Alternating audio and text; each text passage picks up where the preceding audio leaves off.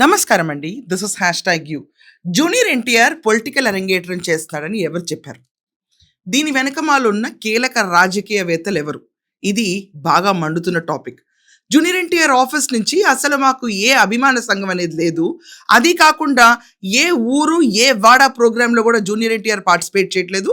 And ఫర్దర్‌గా ఇంకో clarification ఏంటంటే ఆయన రాజకీయాల్లోకే రావట్లేదని చెప్పి direct junior NTR office phone చేసి మాట్లాడారు. ఎవరితో? ఒక ప్రధాన టెలివిజన్ ఛానల్‌తో. దాని తర్వాత లేదు ఇది సేవా సంఘం మాత్రమే అని రా ఎన్టీఆర్ అని చెప్పి టాక్స్ అని చెప్పి వాళ్ళు మేము ఎంతో కాలం నుంచి సేవ చేద్దాం అనుకుంటున్నాం. చిన్నప్పటి నుంచి మేము జూనియర్ ఎన్టీఆర్ అభిమానులం. సాంబా సినిమా నుంచి చూస్తా పెరిగినోళ్ళం మేమందరం. మేము మంచి కార్యక్రమాలు చేయాలంటే కొంతమంది ఫ్యాన్స్ అడ్డుకుని మమ్మల్ని చేయనివ్వట్లేదు అని చెప్పి రెచ్చిపోయారు. తాజ్ తిరుపతిలో వీళ్ళకి ఈ సో కాల్డ్ అరేంజ్మెంట్స్ చేయడానికి డబ్బులు ఎవరిచ్చారు? ఇది ఇక్కడ మండుతున్న చర్చ. జూనియర్ ఎన్టీఆర్ పొలిటికల్ అరంగేట్రం చేస్తాడంటే దీనివల్ల గందరగోళంకి వెళ్ళేది ఎవరు? ఇది ఫస్ట్ పాయింట్ కింద ఆలోచించాలి. ఆబ్వియస్లీ టీడీపీ పార్టీలో ఉన్న శ్రేణులు. ఇప్పుడు ఈయన పొలిటికల్ పార్టీ పెట్టడం ఏంటి? వాక్యూమ్ లేనప్పుడు సొంత కుటుంబాన్ని క్రిటిసైజ్ చేయాలన్నా ఎంతో కొంత బాధ ఉంటుంది డెఫినెట్గా. పొలిటికల్లీ జనాల కోసం పోరాటం వేరు, కానీ సొంత కుటుంబంలో వాళ్ళని విమర్శించడం వేరు. ఇది ఫస్ట్ ఈ చిచ్చు మొదలైంది జమీన్ రైత్ పత్రికతో. 100 ఏళ్ల క్రితం మొదలుపెట్టాం మేము పత్రిక. నందమూరి అందగాడు రాజకీయ అరంగేట్రం చేస్తున్నాడని చెప్పి వాళ్ళు ఆర్టికల్ వేశారు. దాంతో చిలవలు పలవలుగా ఈ న్యూస్ బాగా స్ప్రెడ్ అయింది. స్ప్రెడ్ అయిన తర్వాత ఇది రాజకీయ అరంగేట్రం కాదని వాళ్ళ ఆఫీస్ నుంచి ఫోన్ వచ్చింది.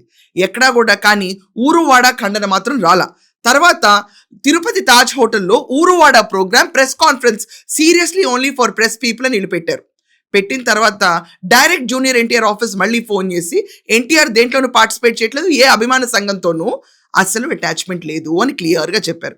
జమీన్ రైత్కి ఒక క్రెడిబిలిటీ ఉందని చాలా మంది అనుకుంటారు. ఇలాంటి ఫాల్స్ ఆర్టికల్స్ క్రెడిబిలిటీ అంటే నేనేం చెప్పలేను దాని గురించి. అండ్ ఇన్ఫ్యాక్ట్ జమీన్ రైత్లో వచ్చిన ఆర్టికల్ బేస్ చేసుకునే చాలా మంది షోస్ చేశారు.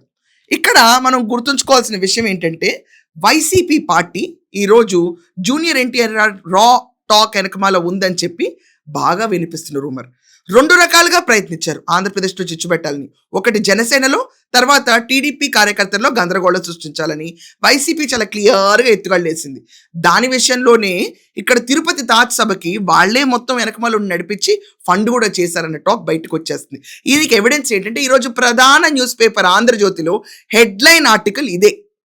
జస్ట్ క్లియర్ హెడ్లైన్ ఆంధ్రప్రదేశ్ పేపర్లో హెడ్లైన్ ఆర్టికలే రాశారు దీని గురించి. ప్రశ్న రావణ్ణి పెట్టుకుని జనసేన పవన్ కళ్యాణ్ టార్గెట్ చేసి వైకాపా ఎలా కొట్టిందో అలాగే జూనియర్ ఎన్టీఆర్ పొలిటికల్ అరంగేట్రం చేసేస్తున్నాడు. జూనియర్ ఎన్టీఆర్ రా టాక్స్ నుంచి వాళ్ళు ఊరువాడ సేవ మొదలు పెడుతున్నారు. సామాజిక సేవతో ముందుకు వచ్చేస్తున్నారు. అంటే మరికొద్ది రోజుల్లో రాజకీయాల్లోకి వస్తున్నారని ప్రచారం విస్తృతంగా చేయించే మనుషుల వెనకమాల వైసీపీ హస్తం ఉందని బయటపడింది. ఈ వైసీపీ వాళ్ళకి కావాల్సింది ఏంటంటే గందరగోళం. ఆంధ్రప్రదేశ్లో 2 రాజకీయ పార్టీలైన కూటమిలో ఉన్న జనసేన టీడీపీని టార్గెట్ చేసి విపరీతమైన గందరగోళం సృష్టించడం వీళ్ళ ప్రధానంగా వాళ్ళ ఎజెండా. ఎందుకంటే ఈరోజు ఆంధ్రప్రదేశ్ ముందుకెళ్తుంది, పెట్టుబడులు ఎన్నో వస్తున్నాయని ప్రతి ఒక్కరు మాట్లాడుకుంటుంటే ఇలాంటి తరుణంలో డీవియేషన్ చేయాలంటే వాళ్ళపైన బురద చాలా ఉంది. ఆఖరికి అమరావతి రైతులు అవన్నీ ప్రతి ఒక్క విషయం మీద బురదున్నా వాటిని డీవియేట్ చేయాలి అర్జెంటుగా. అంటే ఇక్కడ జూనియర్ ఎన్టీఆర్ అని అక్కడ మతాల మధ్యలో చిచ్చుని రేపి ఆంధ్రప్రదేశ్ నల్లకల్లోలం స్థితికి తీసుకెళ్లాలని వాళ్ళు ట్రై చేసిన ఎఫర్ట్ అట్టర్ ఫ్లాప్ అయింది. వాళ్ళు ఎక్స్పెక్ట్ కూడా చేయలేదు జూనియర్ ఎన్టీఆర్ ఆఫీస్ తొందరగా స్పందిస్తుంది, అసలు ఈ రా ఎన్టీఆర్కి మాకు ఏ సంబంధం లేదని ఒక ఖండన వస్తుందని వాళ్ళు ఎక్స్పెక్ట్ చేయలే.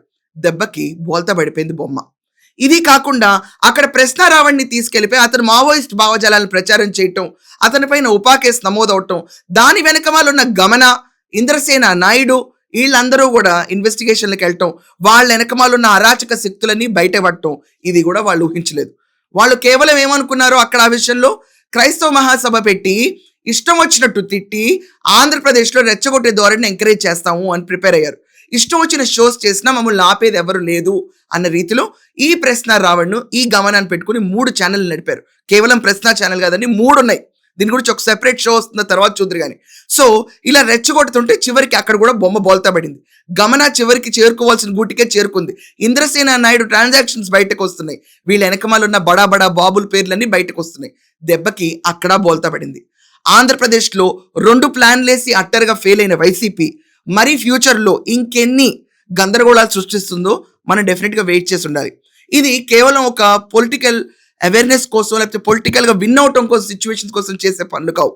Andhra Pradesh is most unsafe place, unrest place. ఇక్కడ మత విద్వేషాలు, కుల విద్వేషాలు, ఆఖరికి రాజకీయ విద్వేషాలు కుటుంబాల్లో కూడా ఉంటాయని రెచ్చగొట్టి కూటమిలోనే జనసేన టీడీపీ మధ్యలో చిచ్చులు, టీడీపీలోనే జూనియర్ ఎన్టీఆర్ టీడీపీ మధ్యలో చిచ్చులు, ఇలా మొత్తం చేయడానికి ప్రణాళిక వేసింది వైసీపీ. ఎవరైనా చదవకపోతే ఒకసారి వెళ్ళి చదవండి, ఫెంటాస్టిక్గా మీకు అర్థమవుతుంది. సో చెప్పండి, ఇలాంటి ప్లాన్లు వేస్తే వైసీపీ నెక్స్ట్ టైం ఎన్నికల్లో నుంచోగలుగుతుందా, గెలవగలుగుతుందా? దీనిపైన మీ ఒపీనియన్ ఖచ్చితంగా రాయండి. That's all for now. Thank you.